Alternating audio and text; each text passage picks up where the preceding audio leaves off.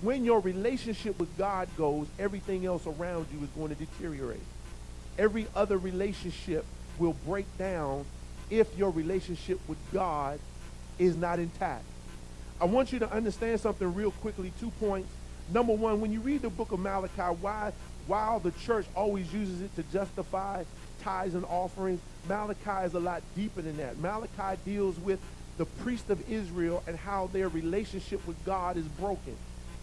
And it is an important point to realize, because as we stated last week when we talked about womanhood and we've been talking about manhood, that when your relationship with God goes, everything else around you is going to deteriorate.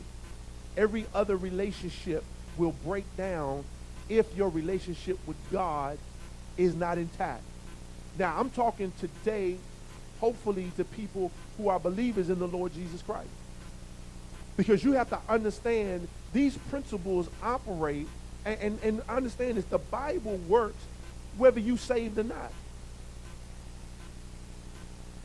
They work whether you, Matthew chapter 7, verse 12, do unto others as you would have them do unto you.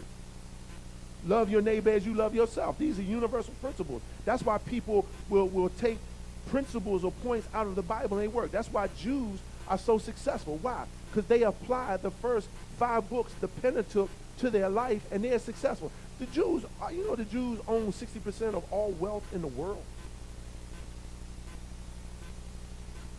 And some of them know the Messiah, but a lot of them don't want to know him. But yet they operate in the principles, and because you operate in the principles, they'll work. So as believers, what I'm sharing today has to do with those who make Jesus Christ Lord of their life and want to operate in a functional and a successful way based on pleasing God. Point 1A is, in everything that you do, whether you're single or married, you should want to please God.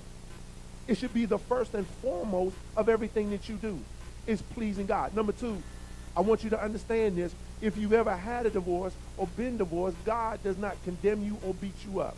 It is not the unpardonable sin. Hello. So we're not teaching to condemn. We're teaching so that you can strengthen and build and be more successful.